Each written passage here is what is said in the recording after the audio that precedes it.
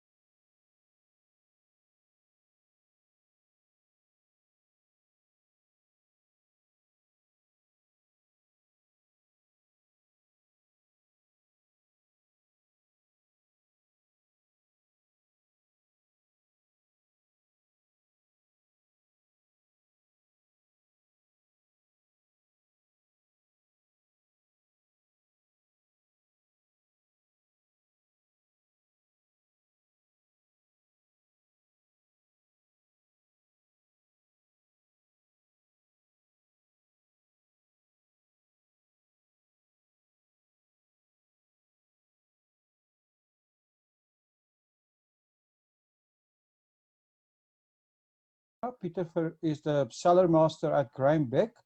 Welcome to About the Winelands, Peter. Thank you very much for the opportunity and looking forward to your questions. No, we have to thank you for taking time out of your busy day to talk to us. And I'm sure our listeners will find this very, very interesting.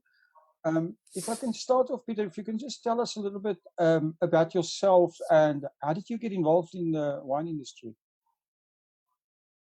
I always jokingly say I fell into a wine tank, and after some years, I'm still swimming. So But I did study agriculture in Pretoria, and I'm actually more like a chemist. I did microbiology and various other things. But then one day I just got a beautiful opportunity, and my first winemaking career, I started with Achim von Arnhem in Franschhoek. And so I've been very fortunate that the timing was just right. And I took it on, and I was under his mentorship, and I spent 7 magical years with Achim in Franschhoek. And then I joined the Beck family in 1990 when I moved to Robertson. Oh, so you've been there for a while. Yeah, it's my 30th. I've just completed my 30th harvest at Graham Beck. So obviously winemakers always speak about the vintages or the number of vintages that you've done. And yeah, it's been an amazing journey. And I think we've sort of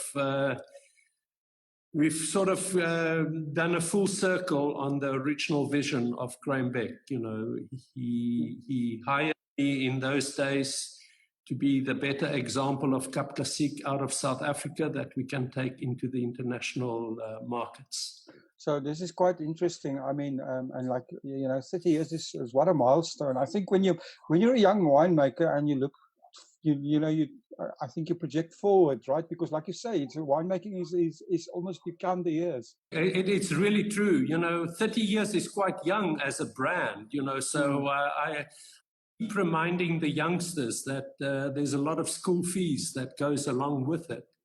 But yeah, it's been fantastic. You know, the original vision was to be a Cap Classique producer, and then we tried to be everything to everyone. We made some still wines due to the fact that we also had a second winery in Franschhoek, the Graham Beck winery, which was mainly still wines. But then, fortunately, 6 years ago, we did a bit of soul searching, and we realized when we asked the consumer, what is Graham Beck? They all came said it's bubbles. So yeah, welcome to Bubble Land. Well, it's a pity because I remember that Graham Beck Shiraz you used to make was fantastic. Yeah, well, you know, we've been very fortunate. I think the dedication to the specific products were fantastic. You know, the Rich Syrah was definitely, you know, it got international recognition and things like that. But, you know, at the end of the day, you know, you have to really concentrate on things you can do best. And, you know, my nickname is Bubbles, so, you know, that's where it is. Well, I think focus in business is really important. Peter, if you can tell me, I mean, I think, you know, can you give us a little bit of a background on the whole Graham Beck story and the estate and the history? I think it's very interesting. Yeah, I'll do it with pleasure. You know, Graham Beck was actually a coal miner by trade. So, you know, he ventured into the breeding of thoroughbred horses. He became one of South Africa's leading thoroughbred breeders in South Africa. And he's even taken that to the US, and they amongst the top 5 of thoroughbred breeders in the US. And I don't know if you can recall the Laingsburg flood in 1981.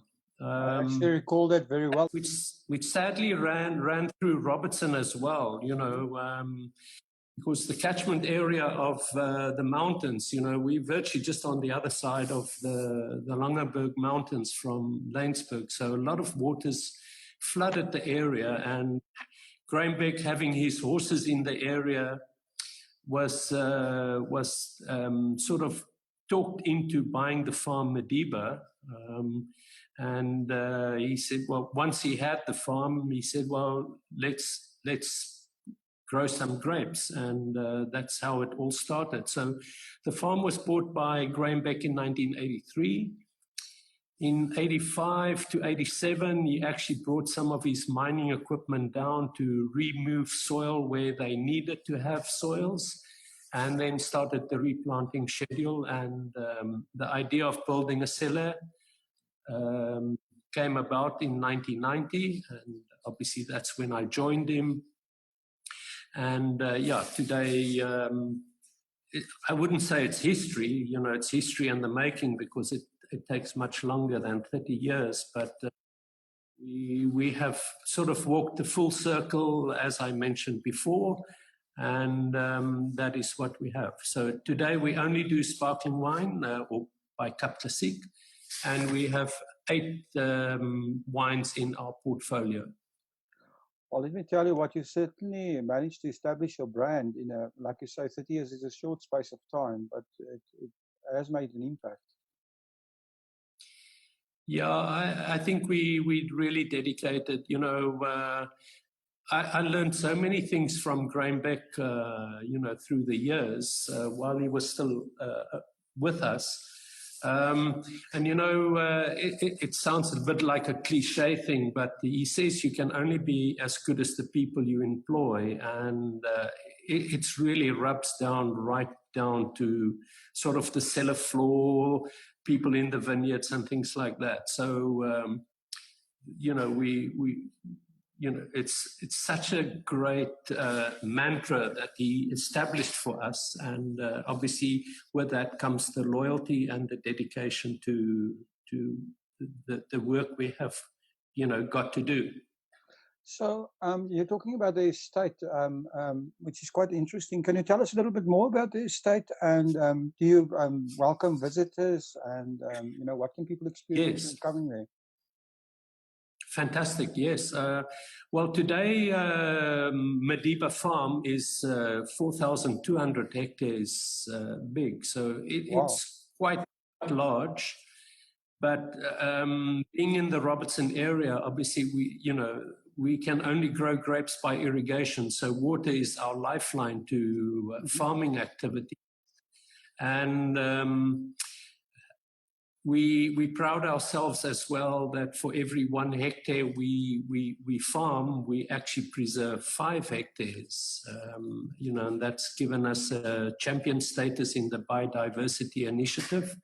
And so it's really magic. Today we have, once we have done our full plantings again, we will be at around 140 to 150 hectares planted, and the rest is preserved. And we actually have we have a nature conservationist, Mosi Basson, who looks after the program of sustainability and, the preservation of the fynbos in our area. And then we have a beautiful visitor center at Graham Beck, which is open to visitors 7 days a week. Obviously, during lockdown, it was quite crazy. It was lonely. It was like a ghost cellar, really. But now that we can trade again, we are open to visitors 7 days a week. Amazing. So your the winery in Franschhoek, does that still exist, and what happens there? Well, it goes also back into the history.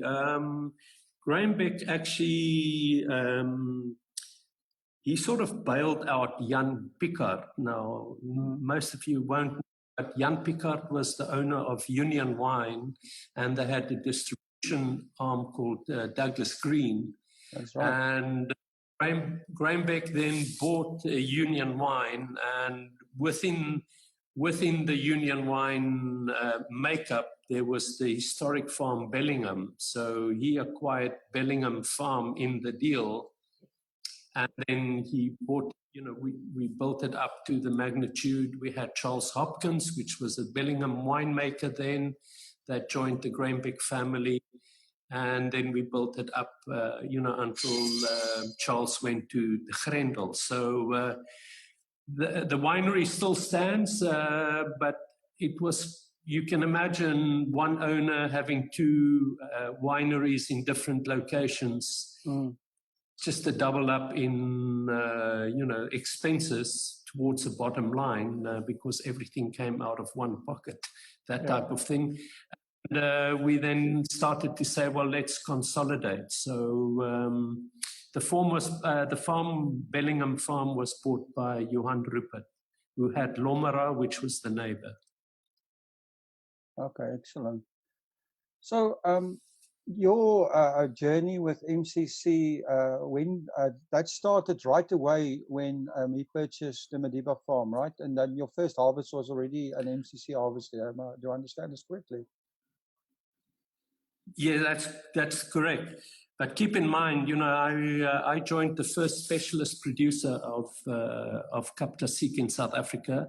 Achim was the first guy. He was then employed by Boschendal, who was owned by Anglo American, and he was the first specialist producer. It was, you know, Pierre Jourdan was only and solely Cap Classique. So from 1984, when I joined Achim, I had 7 years of experience, eat, sleeping, and drinking just bubbly. So I think with the original vision of Graham Beck, you know, I was the sort of favorite choice at that point. And yeah, we've built it up there. So bubbles have consumed my life, if I can sort of explain it that way. And during these times, I've also worked in Champagne for various harvests. And yeah, it's fascinating. I mean, yeah, it's a fascinating product, right? And it's always grabbed the imagination, not the least being the Champagne guys being very good in their marketing and creating all kinds of legends that aren't true and stories. But we'll talk about that a bit later. Tell us a bit about the MCCs you're making, the Cap Classiques you are making at the moment. So from day one, we tried to understand very quickly in the early years, you know, what Robertson can give as a Cap Classique. And we realized with the sufficient amount of sunshine, you know, in those days, if we go back 30 years ago, Robertson was considered a warm area. And thank goodness, the word of global warming has touched so many more people. They're starting to understand that it's warm all around the world these days. We realized that we wanted to develop a wine style or a Cap Classique style, like an aperitif. So you always enjoy the first glass, which cleans and stimulates the taste buds, and then obviously prepares you for what will follow. So the philosophy of Graham Beck is really sort of designed on a typical Grand Marque out of Champagne. By that I mean we have a non-vintage, which is the signature of Beck, which we can do consistently year in, year out, because we have built up a perpetual reserve that we can use to obviously keep the golden thread running in, year out. So we have a non-vintage range, and in there we have 4 wines. We have a white brut blend, a rosé blend, and then we also have 2 Bliss nectars.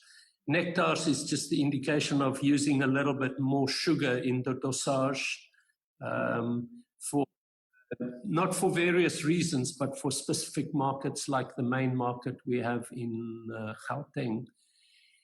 After that, in the next year, we have 3 vintage wines, which is the expression of the best Chardonnay under a Blanc de Blanc label, the best Pinot Noir portions as a vintage rosé, and we have introduced a wine with no added sugar at disgorgement called Brut Zero. So those are the 3 vintage wines. And then above that, we have our prestige cuvée. Some people say, well, it's the icon, which is Cuvée Clive. Oh, that's interesting. Peter, I'm fascinated with the whole story of how these wines are made non-vintage. And I have to ask you, do you, like the people in Champagne, the cellar masters there, also carry a key around your neck so that people can't get into your old barrels?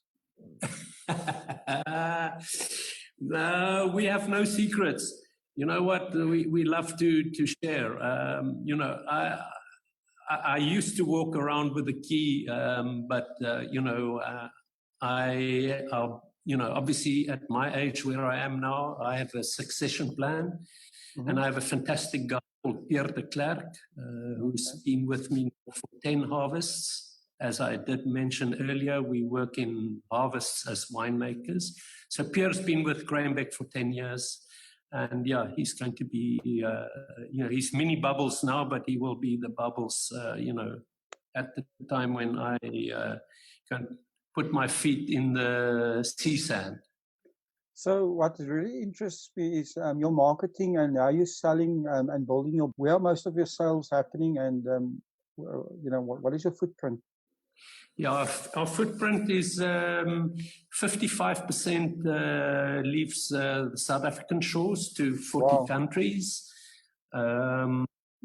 with obviously two major markets, if one can talk of, obviously volume in the export market. UK is currently our number one export market, followed by America, and then sort of the rest of Europe, if you calculate Germany and the Benelux countries together. And then we have an emerging market in Japan. And then obviously just below 50%, then obviously it's local sales. We believe we are a South African brand enough that we've grown our volumes that we can, spread the love between local and export markets.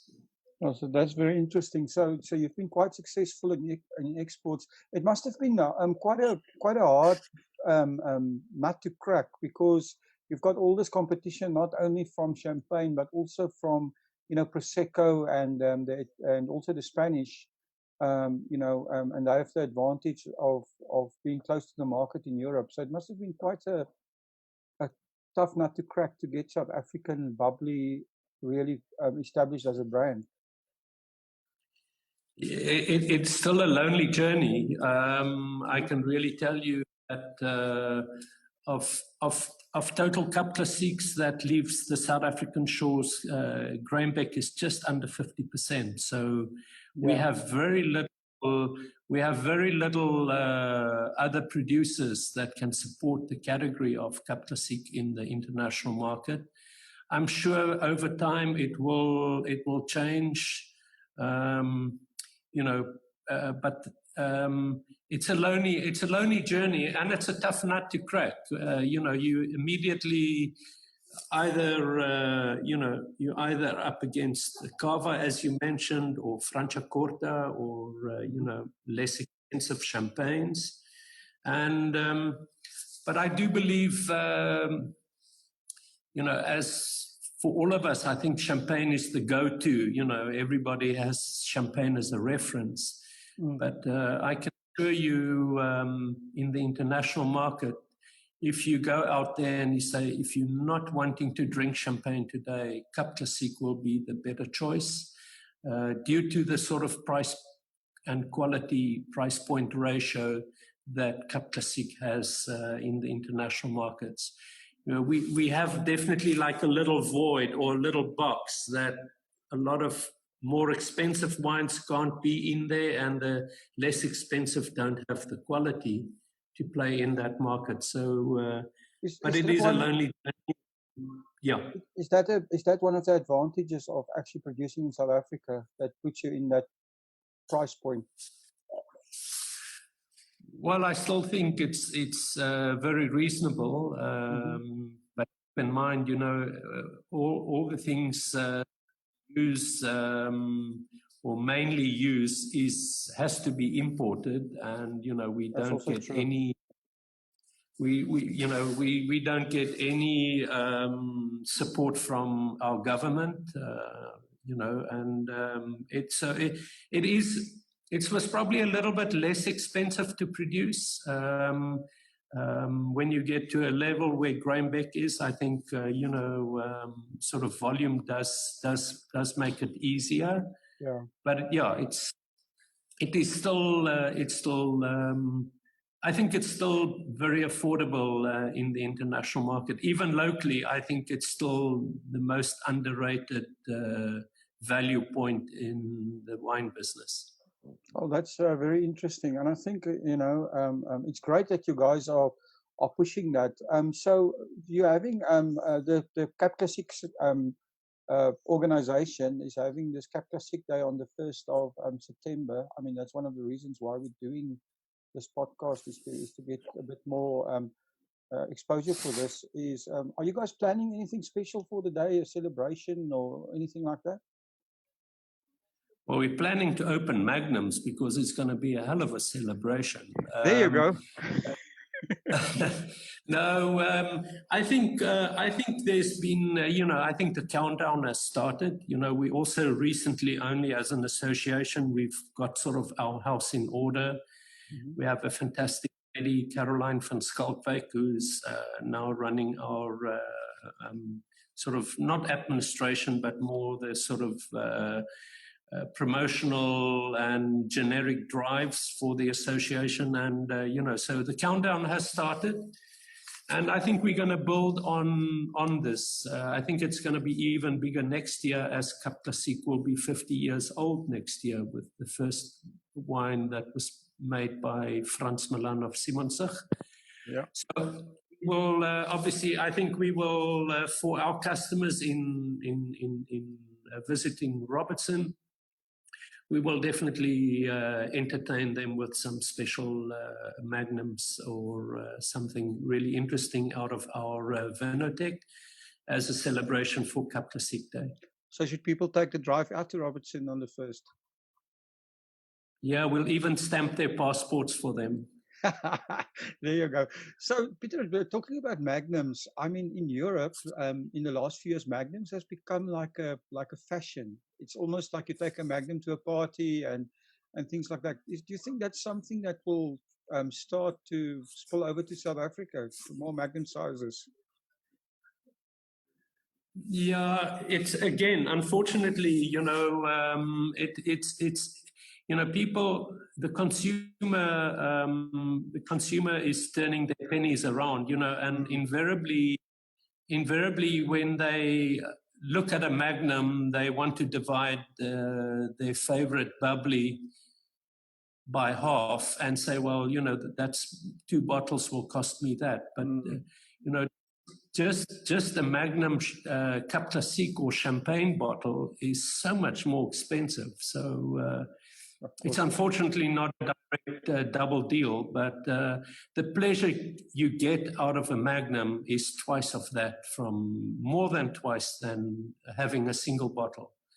The volume of a Magnum is double that of the single bottle or standard bottle, but the air space is exactly the same. So you have so much more freshness and so much more finesse in a Magnum. And it's definitely starting to become more obvious because it's a great way to celebrate is with a Magnum. Well, champagnes are made to be drunk, right? So if you going to keep something, I suppose, like you're just saying, it's advisable to keep a Magnum because it will stay fresher for longer. Yeah, it depends how thirsty you are, that's the other thing. You have to keep in mind, maybe you'll have to have 2 Magnums, I'm not sure. I totally agree with that.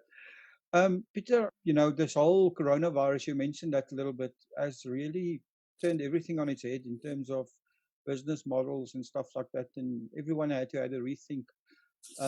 Have you guys got any new ideas and plans or anything in mind regarding that? Well, I guess, it was really tough to look into the crystal ball because, the sort of goalpost even during COVID has changed from our government. But that put aside, I think we have done a bit of soul searching. We are trying to work smarter. A few things, but we can be thankful from a Graham Beck point of view that we are so well established in the export markets because we could still trade during lockdown. But yeah, it's tough. We had to do a few sacrifices. The whole wine industry has been turned upside down. So I think you have to focus on, again, trying to do what you can do best. And, I'm sure it's going to improve, but it has had a dramatic influence. The whole, I mean, the talk of the day, or the thing of the day is called direct to consumer, where everybody's trying to push their online sales. Is this something that you guys are looking at as well? Yes, we have. We've had very good direct-to-consumer programs.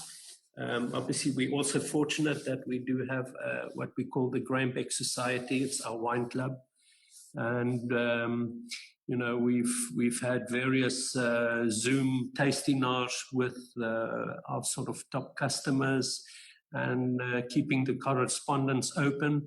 But yes, we've had some successful deals through lockdown, and it's definitely helped to, you know, keep Grainbeck in the mind of the consumer. I think that's the important thing, right? Is you have to keep your brand out there while things are not going well. The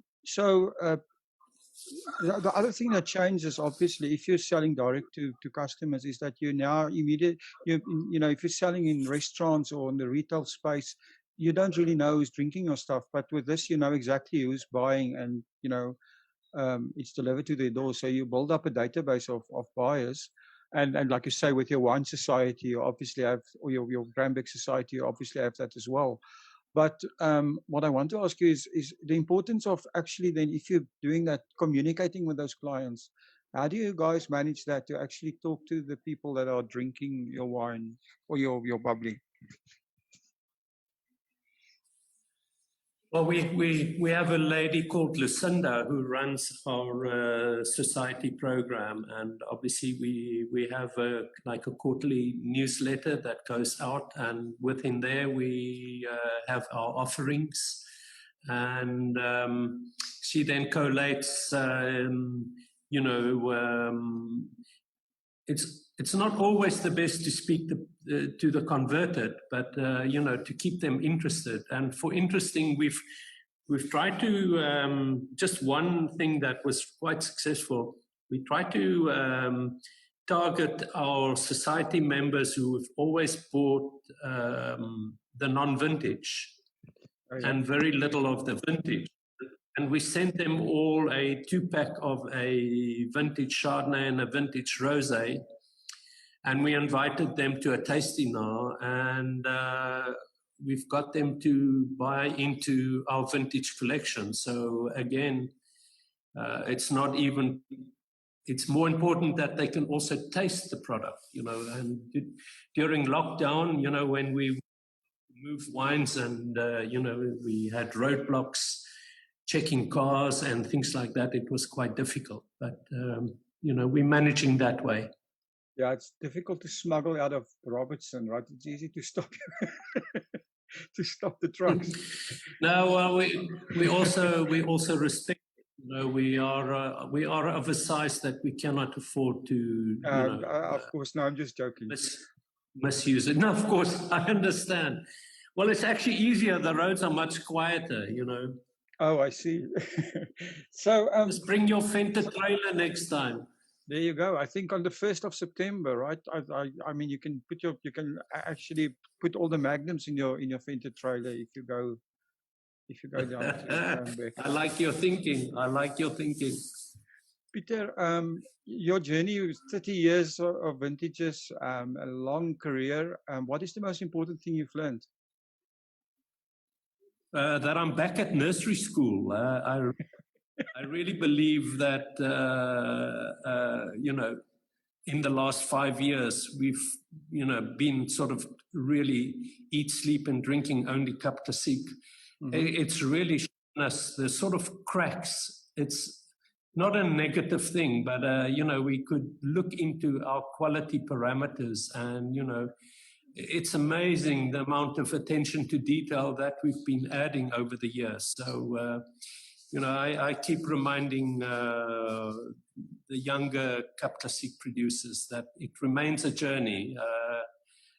Our mantra at Grainbeck is we in search of the perfect bubble, and you know, you would think after 30 years we have it, but the cigar's there, but we haven't smoked it yet.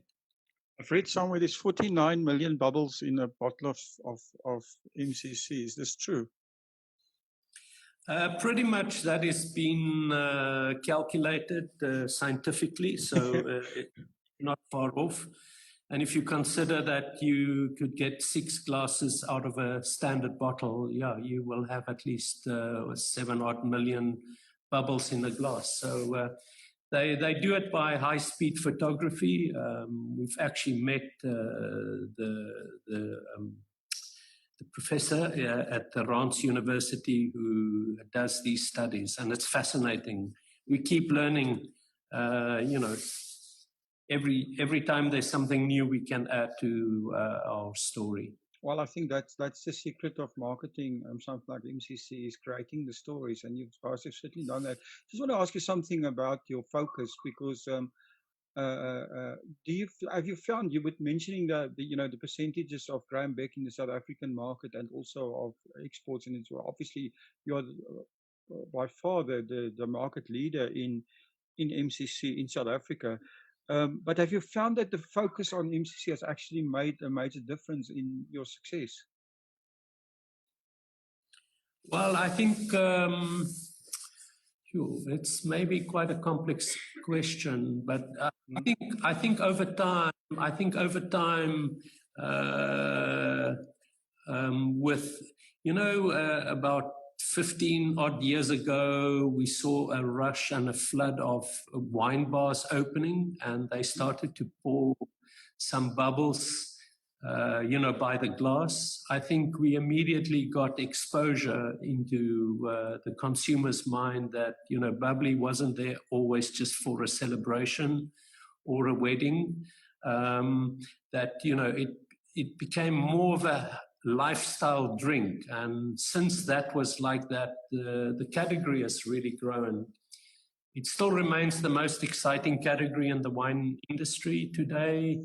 You have white and red wines, which most probably grows either up or down by 2 or 3% a year, but Cap Classique is enjoying double-figure growth year on year.